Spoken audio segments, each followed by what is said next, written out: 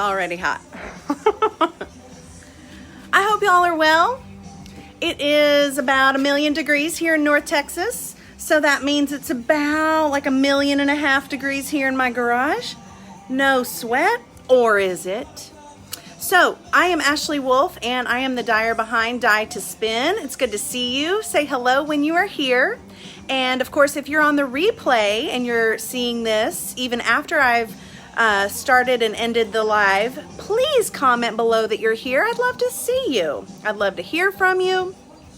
And of course, if you have any questions after I've gone live and I can't answer them live, please message me on Facebook right here or email me dye2spin@att.net. I will email you back, actually. I will respond. Okay, so this is our Yarn Dyeing 101 class. It's the first Friday of June. Cheers to all of you. Thank. And welcome. Thank you for joining me.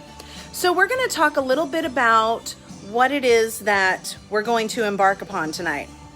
Let me turn the music down a little bit. Alexa, put it at a 3. I really like that song. I'm into the 80s at the moment, and it's this Alive and Kicking song. I love it. So we are going to be dyeing wool yarn tonight. That's the only fiber I really dye. Not because of laziness, but just because of laziness. I've just never wanted to take the time to learn the differences to dye cotton yarn. One thing I do know with the RIT dyes, R-I-T, from the grocery store, there will always be like dye left over in the dye stock when you're done dyeing cotton or even wool. Because they're so smart, they've put in the ingredients necessary to bind the dye to both plant-based fibers like cotton and protein fibers like wool, and so there will always be dye left over. And my personal preference is I never like to toss out dye or toss dye down the drain, and so I just don't do it. All right, so what I have done and what I'm going to teach you about is from start to finish how to dye up some wool yarn. So I'm going to flip you around. Right here, I have already pre-soaked this fiber. This is Highland wool non-superwash, and this is a superwash merino wool nylon blend, which is so lovely and gorgeous. This is a sock weight yarn. This is actually going to be probably put in my Casapinka pairings section of my Etsy shop because the pattern just went live today, but more on that later. And this is a worsted weight 100% wool, and it's a little more hard wearing. So this would be great for boot cuffs or a scarf that probably is going to lay under your collar instead of against your skin completely, or even like a small purse, like an accessory pouch or something. So this is really, really durable fiber, and it is usually more affordable. So I have already pulled it out of the the soaking. This was mostly warm water, a glug, glug, glug of white distilled vinegar, nothing special. And if you're interested to know what a glug, glug, glug is, I would put in, I don't know, like a half a cup for a full bowl like that. And you can probably fit about 3 or 4 skeins in. So make sure that you're saying hello, my friends. I can't see the comments at the moment. And is it because you just haven't commented yet? Probably. Now, I don't want you guys to be alarmed, but when I do set up my camera for the dyeing time, you're going to go sideways. Facebook likes to taunt and tease me with the days that they let me go sideways on my live videos and the days that they don't. So onward we march. Tally ho, yarnies. So this is my it's kind of like damp.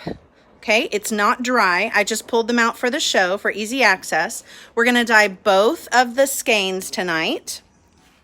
And we're going to use both. Hello, Belinda. Always good to see you. And so, Belinda, ironically, I did not wear my microphone tonight. And Cindy, hey, how are you? And hi, Kim.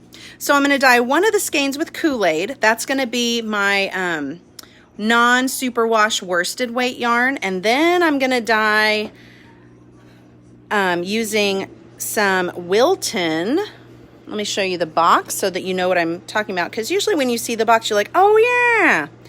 So Wilton icing colors. This is in a gel. You can get some really, really good color saturation with these. And you get a box of 13 colors. It is about 13 or 14 bucks. But if you're really ready to start getting into, getting color on your yarn, I would highly recommend going with the Wiltons without having the worry of it being a heavy metal dye or not as much color saturation as the Kool-Aid, because it is true, you're going to need lots of Kool-Aid to get that deep color saturation, but not a lot of the Wilton's gel. My only one reservation about these Wilton's gels, y'all know me, I don't like plastic waste. However, if you clean this out really well after you're completely done with the gel, you can make this into some cutie little stitch marker holders. So that's one way. I mean, you can even put, I don't know, your small child's lost teeth in them. I'm not sure. Hello, Kelly. How are you today? So that's what we're going to do. We're going to get started. And remember, y'all are going to go sideways. And in honor of you going sideways and being troopers every single time Facebook does this to me, I toast you. I hope you're toasting yourself with whatever beverage you choose. Okay. I'm actually going to see if this is going to work at all. No. I have another like iPhone holder that I was trying to work out, trying to make it. That actually might work a little bit. You just won't be able to see as well. Okay, icing gel. Yes, Kim. So it is awesome. It has those food safe dyes, and wool yarn accepts those dyes so easily. Going sideways. And Kim, actually, I haven't even really done very much dyeing with the gels before like May. All right, the pots are hot, on high, vinegar water, so water, glug of vinegar. The only thing that'll happen if you overdo the vinegar is your yarn will smell, but you'll have to just wash it gently with some soap. Okay, welcome to the yarn dyer life. Look at that pink. Great. So whenever I put this yarn in this seemingly empty container over here, it had some leftover dye, and I know exactly the culprit. I was dyeing some Gone Viral yarn the other day, yesterday, and it has this hot pink color. But you know what? It's not going to matter because we're going to cover it all up anyways. Now this is actually two 50-gram skeins tied together with that light green tie, and then this tie is separating them out. But if you tie them together, it's like a 100-gram skein, which is a typical amount for, two socks. All right. We are going to lay this yarn in here, and I can already tell I've got too much water. I'm going to lay the yarn down kind of like in a U shape. I'm going to give a little twist here. And then, of course, I'm going to use my tongs. Talk about personal protective equipment. Your tongs are just as mandatory as a dust mask. I'm going to pull the yarn this way and kind of even it out. And, of course, Kirsten James is on the call tonight on the video. She usually is here. If I don't get to a question right away, she is very good at understanding my dye techniques, and she will be able to answer any questions. So right now, I'm just kind of opening up the fiber, making sure it's even in the bowl, in the pot. And with a really hot crock pot, you have to have a container to dip the water out, like to get the water out without burning yourself. So I use glass jars for like almost everything. Just dip and put it in another container, because I don't want to pick up that crock pot and burn my hands. And no, I don't have oven mitts. So I'm really just trying to get this water level to where when the yarn is sitting and touching the bottom of the pot, it is still breaking the surface most of the time. If you've got water sitting on the surface, it's going to allow the color to move around on the surface, okay? And then it's gonna seep into places that perhaps you don't want it to go. Now it's really important, my sweet little newbie baby dyers, that you're choosing colors that work well together. So one of my go-to combinations is yellow and blue, because together it makes a beautiful green. So if it mixes, no big deal. Yeah, girl, go get your wine, Kelly. I know you said that a long time ago, but go get it. I hope you have it now. In fact, this is the only thing keeping me cool. Woo! It's Friday, y'all. You got any plans?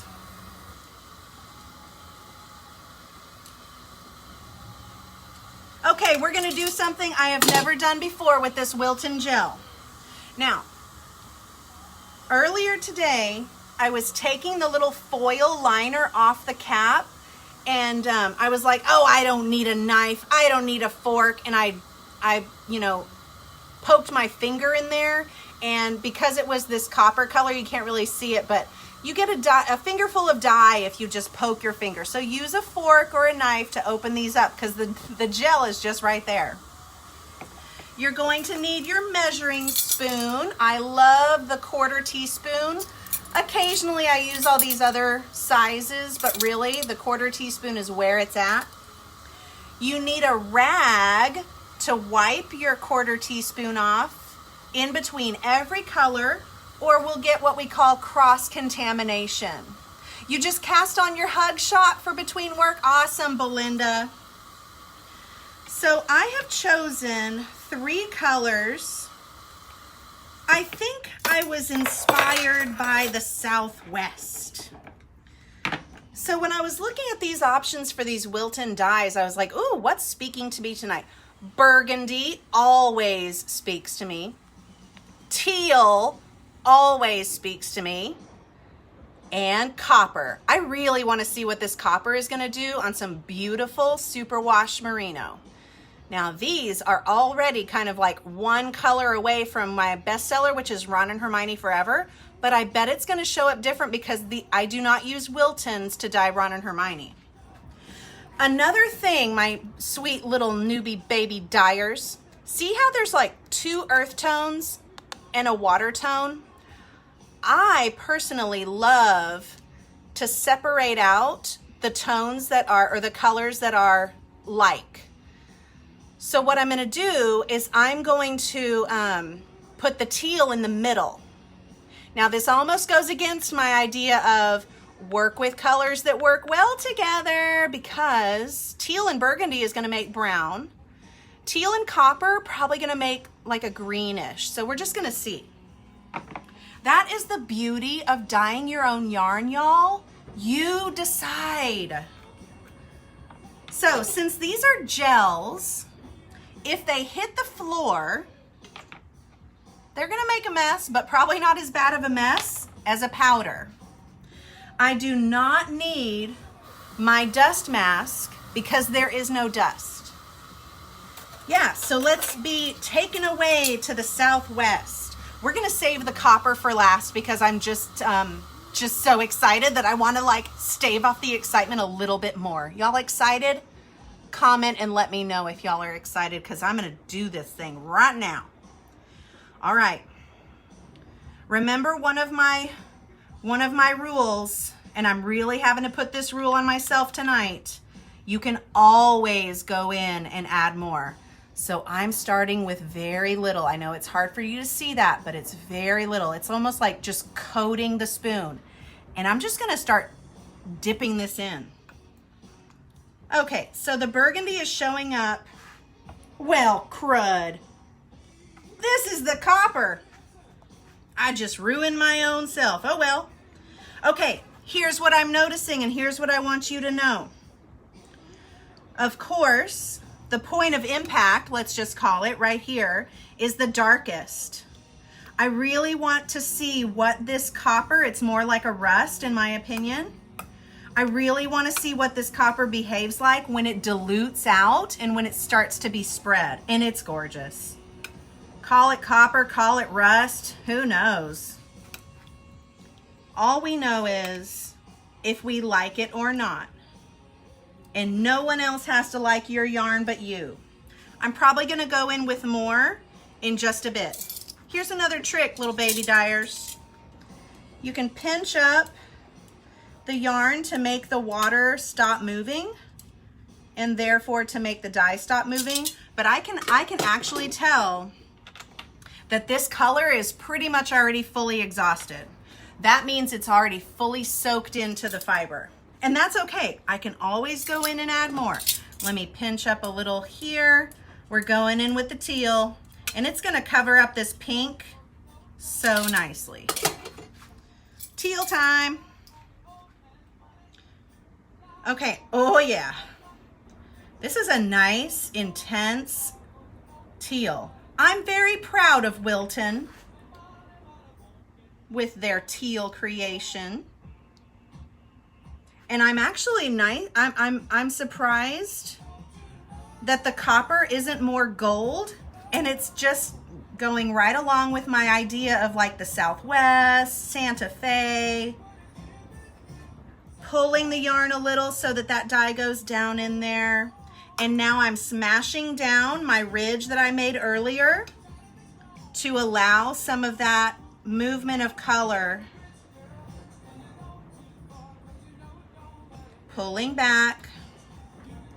And of course the water is so hot, it's soaking up very quickly. I'm so glad you guys joined me tonight. Where are you joining from? Roll call. Where are you joining from? Comment below and tell me. Oh, and as you guys are watching this, please make sure to mark your calendars for June the 14th, which is a Sunday. It's the Virtue Wool Fiber Fest. Okay, here we go with burgundy. It's the Virtue Wool Fiber Fest. And my time slot is 4 p.m. Eastern, which is 3 p.m. Central. And I'm gonna be doing something a lot similar, like very similar to Saturday Night Live. But I'm gonna be talking about my yarns a little bit more. I'm gonna go through one of my little tutorials, I think on the Casapinka shawl, because that is actually gonna be the last day that Casapinka shawl will be available for free. Now this burgundy, in my opinion, is more like a fuchsia. But again, this is why we do this. We experiment. We decide, is it something I want to keep using?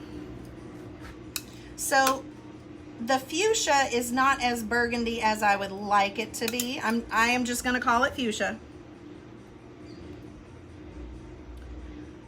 But that doesn't mean that it's not just gorgeous, you guys.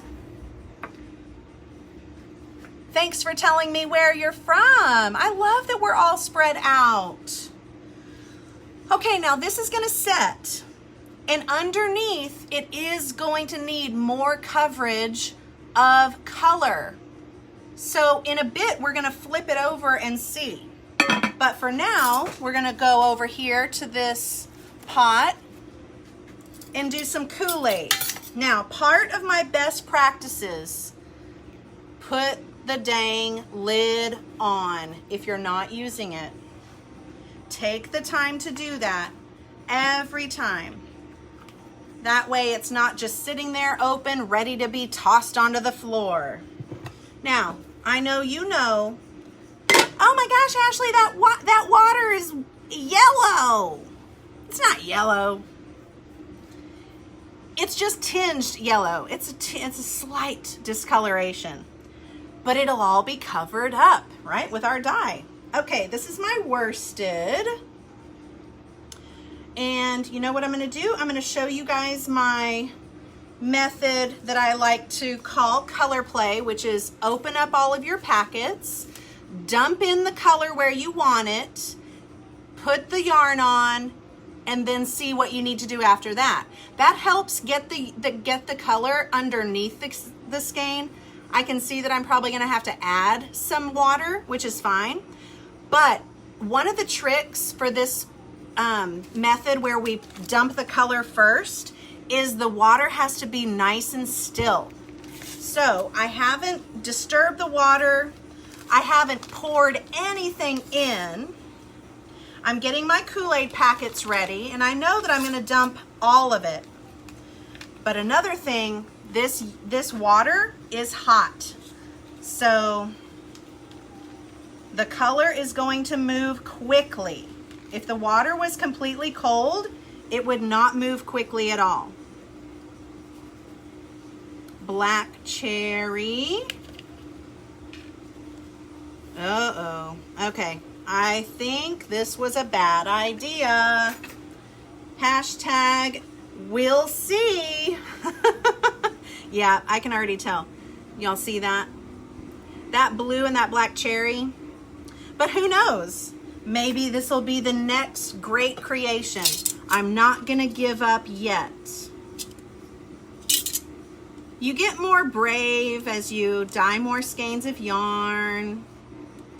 It's almost like using the internet. Whenever my mom will say things like, I don't know how to do that and I don't want to break the internet. Just because you don't know how to do something at first doesn't mean that it won't be great after you learn how to do it. And you're not going to break the internet. More Kool-Aid dye is needed. Do you see? I want to get more of this blue.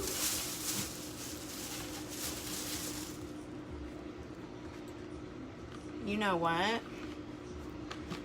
I wonder if I could, no, I don't want it to be too red. I really want some more balance. I was thinking I could go with some Wilton's cake dye that I already have open. And that would be the violet. So I'm gonna just do some violet. There's gonna be maybe some blue. I think that red really overtook the blue when I dumped it in there. Oh well. So let's just overtake the red with some violet.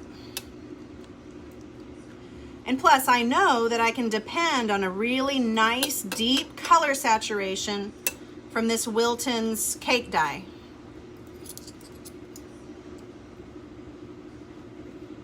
So when we talk about personal protective equipment, don't leave. It's really, really important. So we're just gonna leave that one alone. It's ready to take that color in like a champ.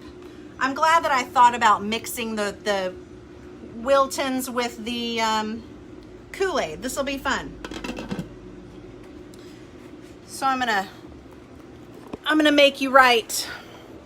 And I'm gonna wipe off my sweaty, yeah, mixing my mediums. You know why, Kirsten? Because I'm an artiste. Okay, can I add more dye and have to get darker? Oh yeah.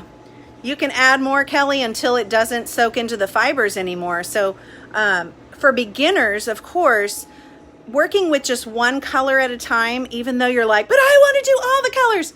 I get that. But working with one color at a time to kind of test those theories. So your question would be, okay, what would 2 packets of Kool-Aid look like on this 100 gram skein of non-superwash wool? then you can always, always, always lift out that skein gently, add more color in, like let's say 2 more packets if you're not really happy with the color purple, and you can mix it, make it darker, lay it in there again. I wouldn't go overboard and do that 5 or 6 times, but I highly recommend that you test those theories out and be brave. As Bob Ross says, it's your bravery test, right? When you, on his paintings, whenever he goes in to like put in a big tree, you know, right in front of the mountain, the beautiful, gorgeous mountain that he put in, this is your bravery test. All right, to the light box we go. I'm going to show you guys all my dust masks because I know you want to see. Oh, it's finally cooling down a little bit. Okay, so this is a fabric one that I bought at on Amazon a few months ago. What's it doing if it's full of dye powder? I probably should wash it. It's got this little pocket for this little carbon filter that you just put in there. It comes with like 2 or 3 carbon filters, and you can buy these, I'm sure. This is not a particulate filtration, okay, but it is extra filtration other than just the fabric. And it has like a little wire thing in here for the nose and then elastics for around the ears. That's the one I use most often because it just fits over my face. Now this, of course, is just a dust mask. It's super cheap. You could probably get 10 of these for $10, maybe even cheaper. And you would just find these in normal times. I'm sure like during COVID, these are selling out. But this is nothing special. It's the cheapest kind, just a regular dust mask. And then we have the ones that look like this that have the foam here. But during times of COVID, now everybody knows what N95 means. I got these at Home Depot. And this is a particulate mask. So it goes over your head, and it is good for using acid dyes because the particulates in the dust, because the powders are so fine, you know, it's an added layer of protection. And also, whenever you are dyeing your yarn and it's hot and you lift the lid off your crock pot and there are fumes, those are also to be avoided. So this is an N95 particulate. Now, this bad boy was for when I was pregnant with my son. So he is 6 almost, and this is what I used. It's the same though. This is an N95 particulate, but the seal is so much better around your nose and mouth. And this is what I was using when I was pregnant with my son. So these little things pop off, and you replace, they should pop off, and you replace these cartridges and you keep the mask. So like, for example, last summer, whenever I was underneath my house cleaning mold, which I know I shouldn't be doing, I was wearing this. Another cool piece of equipment that I have not used as of late, but I really do like it, and I found it under the drawer today, is this canning jar puller. So it fits over the lip of the jar, and you lift out your cans. You lift out your jars. It's for canning. So you find this at Walmart, where you find the canning jars, the mason jars, and it's great for lifting out those really hot jars. I don't have 2, which I should. Okay, so even though this does not look like a piece of personal protective equipment, it sure as heck is, y'all, because you're not going to reach into a hot crock pot with your fingers, or you shouldn't be anyways. You know, they make these insulated gloves that protect you from heat, but they're waterproof as well. It's pretty cool. So this is definitely part of your repertoire of personal protective equipment. You can get gloves, you know, rubber gloves. You can get an apron to like protect your clothes, but I don't wear that stuff. Now, something that is very important, we're going to check on our baby yarns here. Nice. Something that is very important is having these cloths around. Now, looky here. If this was acid dye, which I know it's not because it was clean when I started. If this was acid dye, I would want to clean this up right away. Why is that? Because the heavy metals in the dye powder, and you know that very well could be Kool-Aid, the heavy metals in the dye powder will dry up. So like if you have a spill, let me just show you a spill. If you have a spill, when it dries, it's basically dye powder. Maybe that's not an active spill. I don't know. Maybe the wood soaked it up. My point is, spills like that, you want to clean those up. And so that's just another way of protecting yourself. Now, when you pull the lid off of your really hot crock pot, you want to step away from it for a little while, let the fumes go, and then poke your little face in there and look at your yarn. Isn't that gorgeous? Now, here's another use for the measuring spoon. Oh man, that Wilton dye really does. Even the professional acid dyes don't stain the spoons like that. So this Wilton stuff is, maybe I should have my personal protective equipment on, if you know what I mean. All right, so I'm going to use the big tablespoon. And I am just pressing down to get some water in there. Perfectly clear on the teal. Perfectly clear there on the copper rust. And perfectly clear on the burgundy. Now, I don't agree with that. That's not burgundy. Kirsten and I talk a lot about names of colors. Kirsten, what do you think the name of that color is? Yeah, so the copper and the teal I knew would play very, very nicely together. I knew that. Okay, it's time to flip. I cannot do this with my just one hand. So y'all are going to go up.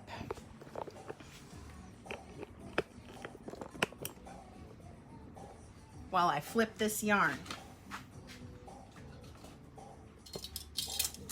Like I said earlier, this is 2 skeins tied together. They're 2 50-gram skeins. And this will be in my, whoo, that's hot. This will be in my Casapinka section of my Etsy shop. It will be a yarn pairing paired with a semi-solid. I don't know what the semi-solid will be. And it'll be available for that free code. Sorry, I'm trying to do too many things at once. All right, I think I'm gonna have to lift this out. That is gorgeous. And then flip. Sometimes you can flip it like a pancake.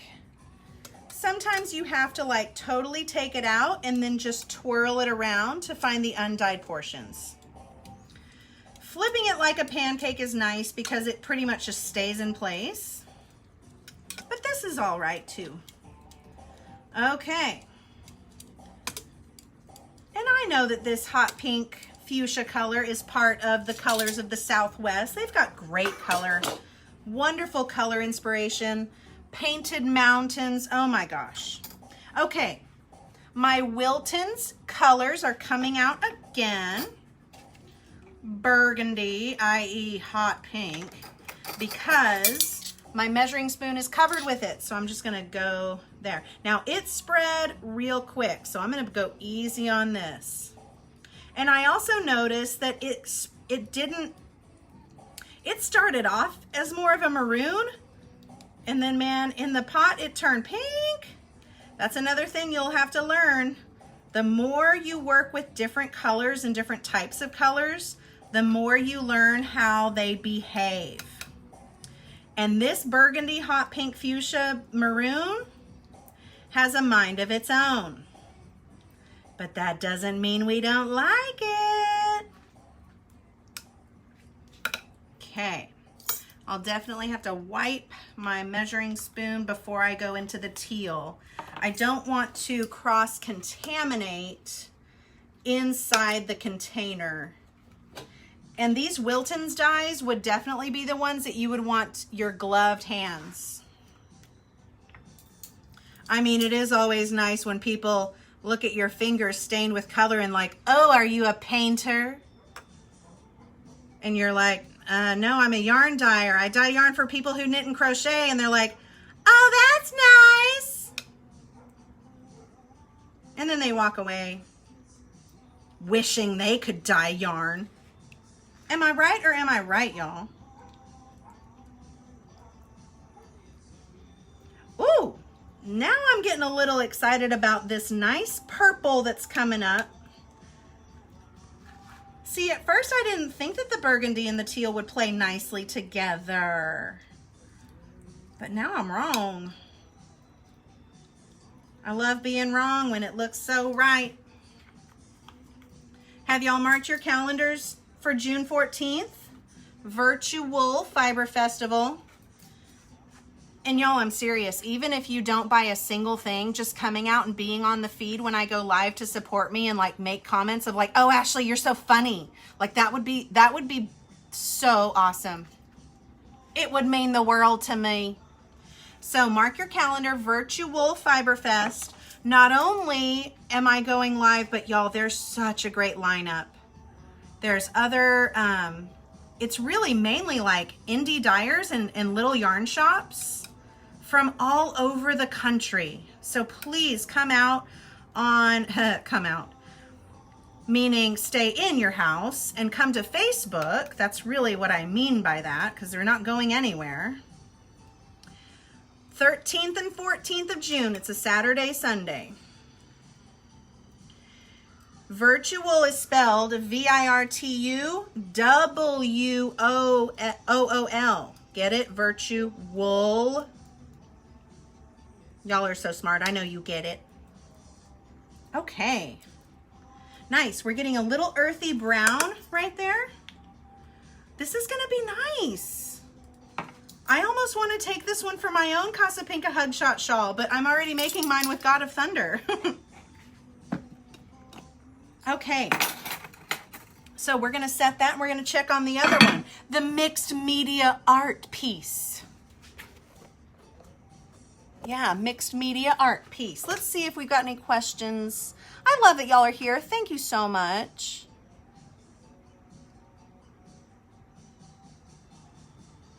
Yes, I paint yarn. That's right, I paint yarn, fool. Let's see, I'm just checking comments. Oh, Jamie used to decorate cakes. Oh, awesome. Oh, you found me. Oh, Kelly, you found me at Virtual. You're so awesome. Oh, okay, I'm gonna turn the heat off on this. Why?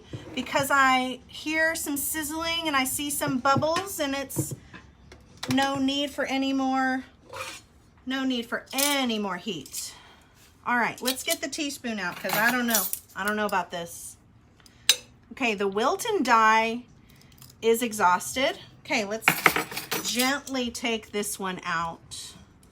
Now, here's another thing that I've learned about these icing dyes, and Kelly, or I'm not sure who said that they used to decorate cakes. Kelly, it's almost like it was super intense in some points, like to where it was black. Okay, I'm gonna be honest, y'all. I really don't like this. It's probably because of this browning red. It's like a, I don't know. It's just too pastel for my taste. Too pastel. You know what we're gonna do? We're gonna be brave again. Here's our bravery test. Some burgundy Wilton, because now we know the yarn will not explode if we mix Kool-Aid with Wilton. We will not explode to try something that we don't know will work or not. And the fun of dyeing yarn is experimenting a little bit too. And you never know how it'll work up. It'll knit, it'll crochet, it'll weave so differently than what it looks like in the skein. So really the judgment is not going to come until the finished product is there. And you know what? If you don't like your finished product, it's called the holidays. Invite yourself to a white elephant gift exchange and bring your project that you don't really like. And then whenever somebody gets your gift at the white elephant gift exchange, you brag your butt off that you dyed that yarn. That's what you do. And you either knit or crochet the finished product. That's what you do. And they'll love it forever. Or they'll put it in their white elephant drawer. We all have a white elephant drawer. And y'all, if you don't have a white elephant drawer, it's time to start. Pick a drawer in your closet or like a shoebox or something and label it white elephant box or drawer. It's a lifesaver, because then all the like weird things that you get, you know, like from just different gifts that you either find or get, you pop it in that box and you are good to go to invite yourself to a ton of white elephant gift exchanges. Yeah, so Kelly, you gave something away that I made and didn't like the color. I thought it was ugly and they loved it. See, every skein of yarn has its purpose and it has its spot in this world. So we talked about personal protective equipment. Can I use Wilton on bamboo? What mordant would you use? Okay, mordant for plant-based or cellulose fibers such as bamboo. I'm not the expert in that. However, I know that alum powder is one option, but that is like the extent of my knowledge. I would get online and I would Google search mordant to use with bamboo yarn and see what the interwebs has to say about it. You could probably also go on Ravelry and search for a dyers group, or go on Facebook and search for a dyers group, and someone else who has done that a lot before and who has a lot more experience than me can probably help you a lot more than I can. But great question. Bamboo is so lovely. Okay, so we talked about personal protective equipment. You've marked your calendar for June the 14th at 4 p.m. Eastern, which is 3 p.m. Central, virtual Fiber Fest. That's when I go live. But again, look at the lineup and see who else you want to watch. And you're going to be my cheer squad. So, also look for the Casapinka. Oh, I put something up in the Etsy shop just about an hour ago, and I want one of you to have it first. It is my God of Thunder and Stormbreaker colorways for Casapinka that I just made for Casapinka. So this is God of Thunder with that random white stripe, and this is Stormbreaker, which is a nice gradient gray. I just put that in the Etsy shop. I also put my Yarn Dyeing 101 kits for sale in the Etsy shop, where you get to Zoom with me in a small group and dye along with me. So I get to answer your questions as you're putting these things into practice. What a better way to be taught by an expert like me, not to toot my own horn. And if my son was here, he'd be like, Mommy, you said toot. But to have me right there with you, in a sense, where we're on Zoom from all across the country, this is what gets me excited. I can teach you guys how to dye yarn. I send you the kit with everything you need except the crock pot or stovetop, and except the water. And we dye some yarn together. So again, God of Thunder and Stormbreaker is in the Etsy shop for your Casapinka shawl. And I will send those codes once you buy your shawl kit. So I think that's about it. So Miss Amaya, oh, the kids asked, is that Mrs. Wolf? It sounds like her. Oh, they know my voice. That's so sweet. Well, tell them to check out the HEB Reads YouTube channel, because every Wednesday, Miss Amaya, I go and post a video called What's Up with Mrs. Wolf. So find that HEB Reads YouTube channel. Okay, I will see you guys later. Love you. Bye.